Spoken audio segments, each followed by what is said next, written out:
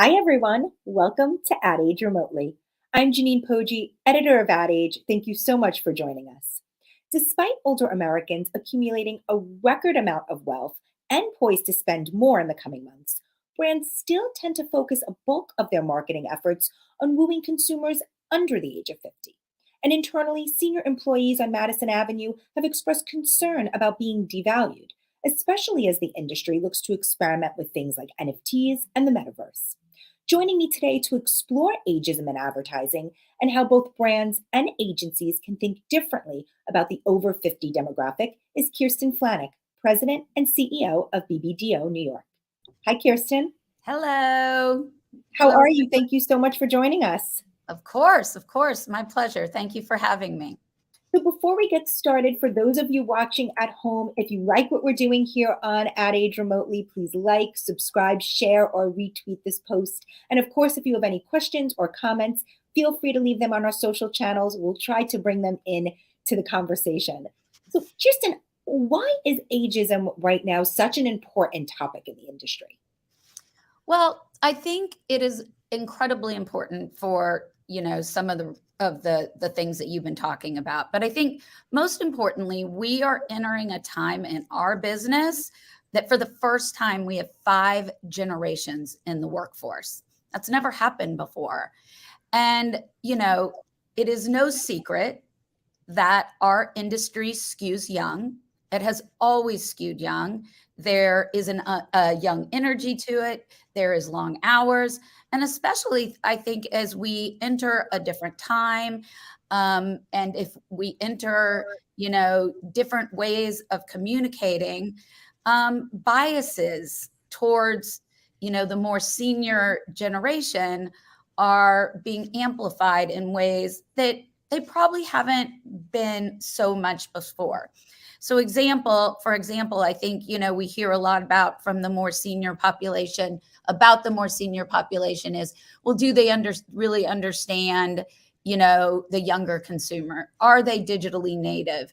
Do they really have the capacity to understand things like the metaverse? And the truth is, no matter what age you are, as long as you're intellectually and creatively curious, you will always be able to educate yourself. And one of the things that the senior population within our industry brings, and I say this, I'm coming up on my 55th birthday in a couple of weeks, is that we bring experience, we bring perspective. We have seen the world and seen many different phases. We are the group that didn't grow up with smartphones, that didn't grow up with voicemails, that some of us didn't even start in this industry with computers. We have been able to adapt. We have been able to change. But through that, we can bring a lot of different perspectives and a lot of different experiences and how to navigate changing times. Because the truth is, we've done it more so than most. What would you say are the biggest challenges for those over 50, especially women in the industry, entering the next stage of their career? Well, we are the agency of record for AARP, and Joanne Jenkins, the AARP CEO, I think sums it up perfectly that 50 is the new 50. And I, for one, like the looks of it. And I think that's what you have to do. You have to embrace who you are. You have to be confident in who you are. Like, I am embracing my age and leveraging my experiences, both failures and successes that have gotten me here. It's as much about the hurdles and as much about the challenges as it is about the successes. And I think that there's something else that we bring at this stage in our career, that everything really is about the we. It is about how we're growing our agencies, how we're transforming our agencies, how we're really diving into our clients' business, coming out of one of the most tumultuous times that they have been in probably since 2008. As the younger generation comes up, of course, they're about the collective we. They're about their clients, they're about the agency, but they're also really focused on their career trajectory, as they should be. But I think there's something about a senior leader or a senior, group of people within the agency that is really thinking about the whole of what everyone is doing together. What advice? I have to say that when I first came to BBDO, and it was 16 years ago, my experience, I feel like, has been shaped by talented and inspiring females of various ages. At a time, with the exception of New York, every single one of our offices across the world, of our key offices, were led by women. And, from my very first day here at BBDO, I felt it was an environment where you could define success on your own terms, regardless of age, gender, et cetera. And I know that's not always experienced everywhere, and I haven't always experienced that everywhere. So I'm grateful for that, and I personally do all I can to pay it forward. Yeah, I mean, speaking of that, like, so what kind of advice might you have for women in male-dominated agencies? Well, first of all, I think the most important thing is to know that no matter what, and no matter what level you are, you have earned your rightful seat at the table. And you have to understand the biases that exist. And the most important one, and this gets spoken about a lot, is that men are often rewarded based on perceived ability, while women are rewarded based on proven performance. And we just all need to acknowledge that that bias exists and continue to advocate for ourselves, but also find those who will advocate for you, and then make sure that they always pay it forward. And I think just recognizing that that bias exists, the minute you recognize it, then you know how to face into it. And we spend a lot of time here. We've done a lot of unconscious bias training over the years, but we call these things out boldly and proudly so that we make sure that we don't fall into the traps of bias. Yeah, maybe you could speak a little bit more about that, like what tools agencies might want to employ or other ways to sort of address these biases. Yeah, well, we've been very fortunate.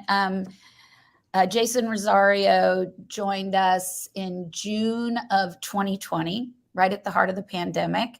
And he is our chief DE&I officer. And I think just having somebody that sits on the executive team, he's actually worldwide, but has a very strong presence here in BBDO, New York, and having somebody that comes, obviously with a rich background in knowing how to really galvanize a company and putting it at the forefront, being very intentional about the programming. One of the things that Jason has built here at the agency, in addition to embedding lots of different types of training, is we've developed something called the BBDO Compass. And it is a tactical tool that we use, which reinforces inclusive thinking upstream in the process. And it's something we've rolled out across the agency. It's something that we are training our clients on. And it helps so that within everything you're doing, you're not talking about it downstream once all the work has been completed. And I'm not just talking about creative, I'm talking about anything that we're working on. We're thinking about it upstream. And it's about, and DE&I obviously includes ageism, so we're making sure that we are busting the myths that exist, both on how and why younger targets are being focused on, but also making sure that we aren't perpetuating some of the biases and some of the cliches that are often presented in communication when it comes to the 50+ age group. Yeah, and I definitely love to get into some of maybe the broader perspective around DE&I a little later in the conversation. But sticking with this for a minute, we're also talking about this amid a time of like the so-called Great Resignation. How does that come into play when you think about how the ad world should be valuing senior creatives and hiring senior people as we look at so much of the job market and what it's been and the tightness in the job market that everyone is sort of feeling at this point? Yeah. Well, the interesting thing is the Great Resignation really hasn't hit the 50+. It hasn't hit us as hard. I think it's more kind of at the mid-level and junior level of people who are really kind of taking a step back and making really hard decisions about what it is that I really want my life to be and where is it that I want to go. So I feel like sometimes it's less the Great Resignation as it is the Great Pause. And, people were home for almost 2 years and had a lot of time by themselves to really take a step back and think. I don't think there's ever been a generation that has been put in that position before.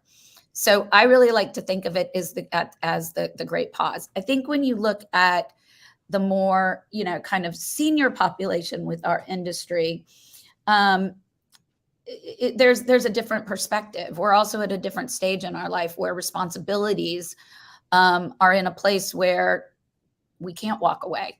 We can't really take that great pause. And I think most of us really still love what we do.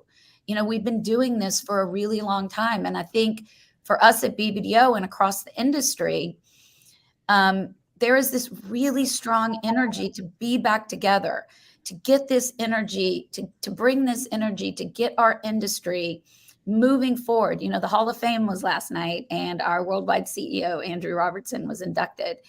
And, it's billed the greatest night in advertising. And you just felt this energy with so many people. And it was really one of those first times that I've been to an event like this where I felt you didn't feel this competitive vibe within the group. And you felt like everybody just wanted to lift everybody up. And I would say probably the average age at this event was probably 45 plus. But it was a celebration of not just what we've done in the industry as a collective group, but where we see this industry going. And again, you need that experience and you need that perspective. Now, look, COVID changed the way we work. There's absolutely no doubt. And we've had to learn from it, and we've had to learn how it's going to best work for certain groups. Because as we know, the younger population has one perspective, mid 30 to 40 has another, and, the 50 plus, I think with this deep sense of responsibility, not just for ourselves and our families and our offices, but we have a deep sense of responsibility for the industry as a whole. But we've of course learned that people can do head down work and sometimes get it done better at home. But we also know that our agencies thrive off culture and thrive off being around people to get to the best work. And a lot of times that is being around the people that you can sit with that have experience to talk to you about your career. And those conversations happen best in person. We are an apprentice-based business. We learn from being around each other. We learn from making eye contact. We learn from being able to sit and just have those real conversations. And so I think it's a balance. It's a real balance, but we do have to, it's constantly evolving. We're constantly thinking about what works for some, what works for others. And I think it's going to be a work in progress for a lot of agencies, for a period of, for a while. Yeah. How are you thinking about that as it relates to events, travel? We have Cannes coming up very shortly now. How are you thinking about Cannes and events like that as you consider, this hybrid model and what works for others and all of that? So, Cannes is good for our industry. It is such an incredible time for us to get together with our clients and focus on and celebrate what we do, to learn from each other in an environment that is constantly about, new information being communicated, new ways of communicating with consumers. So I always find that you make more connections and you probably do more work with your clients during that week at Cannes than you could in 6 months. That said, there's a lot going on in the world that we have to consider. We have the war in Ukraine right now. Is celebrating at Cannes the right thing to do? We still have COVID that is still real. Is putting people on planes and en masse and going to Cannes the right thing to do? Right now, we are planning on attending, and so are a lot of our clients. I hear that the attendance at Cannes this year for signups is at an all-time high. But we're also going to be responsible about it. Our industry has gone through a tough time, and we want to make sure that we're being responsible about where we spend our money and that we're spending it wisely and that we're being very intentional about it. I'm Janine Poggi, and I am here with Kirsten Flanik, President and CEO of BBDO New York. If you have any questions or comments, feel free to leave them on our social channels and we can bring them into the conversation. I want to turn the conversation to thinking about representation of older demographics in client work and in marketing itself. Mm-hmm. How are brands representing the 50 plus demo in marketing at this point? And how do you see it or think it needs to change moving forward? Well, look, 56 cents of every dollar is spent by adults 50 and older. And the number is only going to continue to climb because people are living longer. But there's a myth in our industry that at a certain age, you become brand loyal, which is why so many brands skew younger, because they believe that if you start the relationship earlier, they'll have a more impressionable audience as that time goes on. But, you know, in a lot of ways, that's a myth because you can become loyal at any age if you deliver and receive the message in the right way. And, you know, do you think the pandemic has changed that also, as, you know, every consumer has needed to change the way they shopped and different things like that? Like, has that changed it as well? Yes, absolutely. The one thing that I think still needs to change is the way that the 50 plus generation still shows up in communication. So there's kind of those, you know, 50 plus tropes that, you know, the older generation doesn't understand technology, or they're always having like a younger person, you know, helping them out, or, you know, they're walking down the beach holding hands with their spouse and always looking like they're in this retirement phase. And it's just not true. I mean, the 50 plus age group that is in the workforce is higher than it has ever been. And it is continuing into the 60s and even into the 70s. So these are people that have incredible buying power, and we're not representing them in the way that they see themselves. So yes, I think they're being targeted more, but I think there's a lot of work that has to be done in the way we are represented. Even when in terms of like measuring, you know, you always hear of like 18 to 49, that's the demographic, you know, of choice. Right. And I think the conversation around how that shifts and how you account for, you know, 50 plus as well is definitely something that's being talked about. And I think another thing, I mean, this is moving off the way that the brands are communicating, but I think our industry, I'm really pivoting here, but it just made me think of something that you said earlier about ageism within Madison Avenue. And, you know, I think one of the things that we have to acknowledge if we are going to, I always say that in order for women to remain in the workforce, we have to always make it feel like it's an environment where they can thrive. Always. And there's a million things that, you know, have been talked about that we need to do, and I think are getting better at with women in order to make them feel that they don't have to opt out. I think the same thing exists as we get into the 50 plus age group. And what we have to recognize, and I know there's a mental health crisis going on, you know, nationwide across all generations.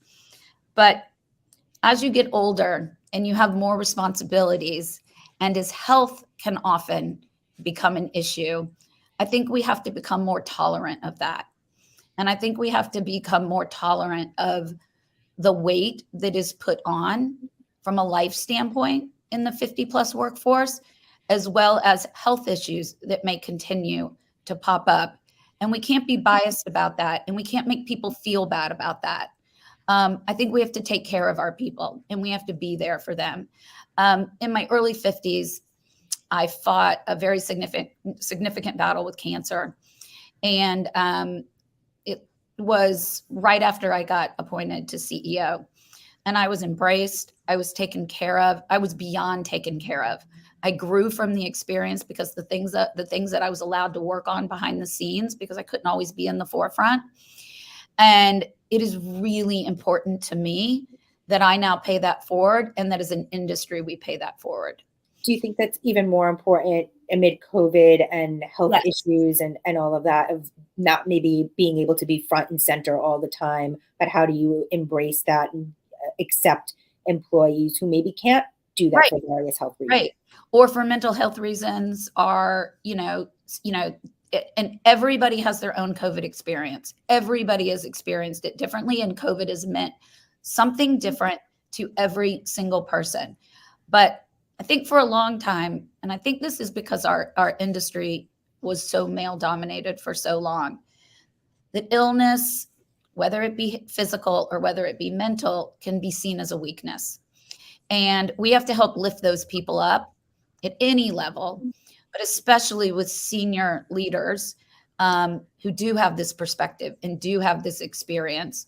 We owe it to ourselves to make sure that we are there for them and that we are lifting them up, but also recognize that they want to be talked about in a certain way, still perceived in a certain way. And we have to think about that in regards to our consumers as well, because they feel the same way and they don't want to be projected or perceived as people that are constantly needing help. These are strong people that know how to bounce back and have seen a lot in the world. So I just think that's really important. We have a question from Dennis on LinkedIn. There are so many freelancers that are millennials and Gen Z. Do you think there's a hesitation around older generations not being comfortable with being freelancers? Seems like so many people are thriving as freelancers. Are the 55 plus professionals missing out on this opportunity? I actually think we have more 55 plus professionals in the freelance community right now than we ever have before. And they are a very critical and fundamental group of talent that we are able to lean on if we do not have them, currently sitting in our agencies, but we can go to them for exactly what I was talking about, the experience, kind of different perspectives. But I think, and I know for a fact that the market is very rich with freelancers that are 55 plus. We have another question from Lauren on LinkedIn. Traditional demographic-based segmentation is so prevalent, especially age-based. Do you see an increasing trend for broader application of microculture-based targeting and less prevalence of age, generational segmenting?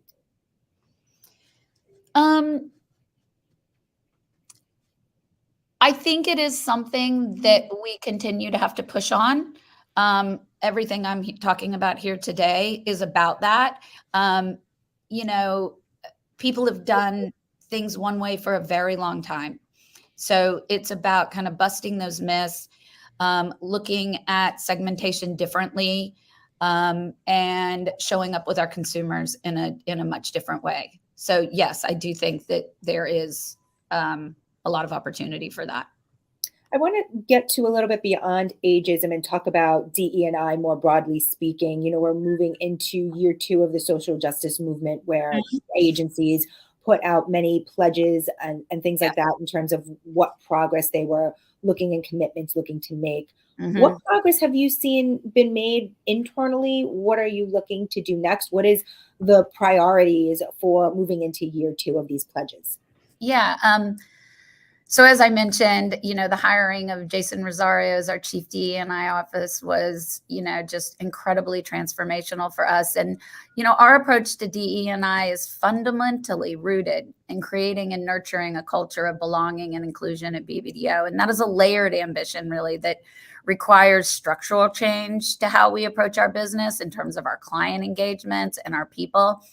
And we've committed to being representative of the U.S. workforce population by 2025. And I'm proud to say that we are a third of the way there just in 18 months. So going forward, we are focusing on increasing the number of Black and Hispanic employees at the most senior levels of the organization, while adding to our already strong female representation in our leadership ranks. So we need to remember that DE&I includes not only race, gender, and equality, but also age.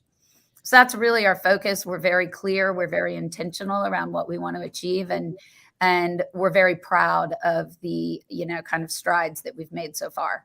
What do you think have been like the biggest challenges in getting there? What are sort of the things that like you guys are navigating through? The talent war. It is just, I mean, rightfully so.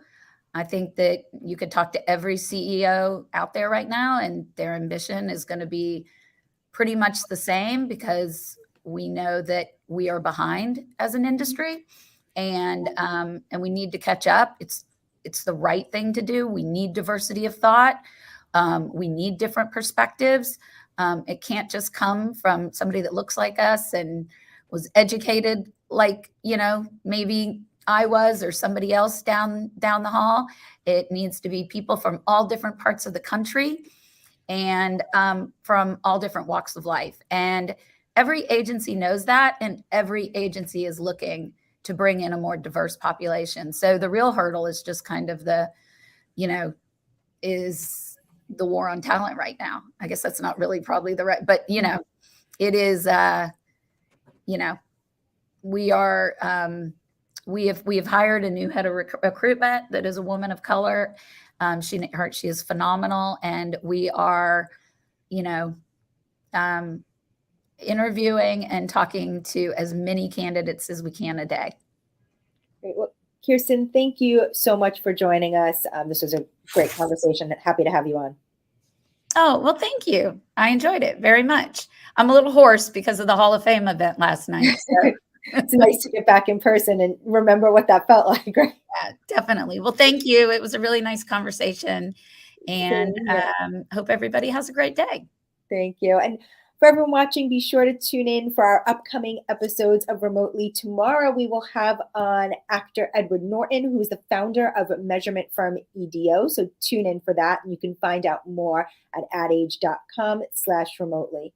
As always, thank you to our Ad Age crew, Lauren Chiardio, Arabella Bruck, and Anna Sakula for helping to make this live stream happen. And thanks everyone for tuning in.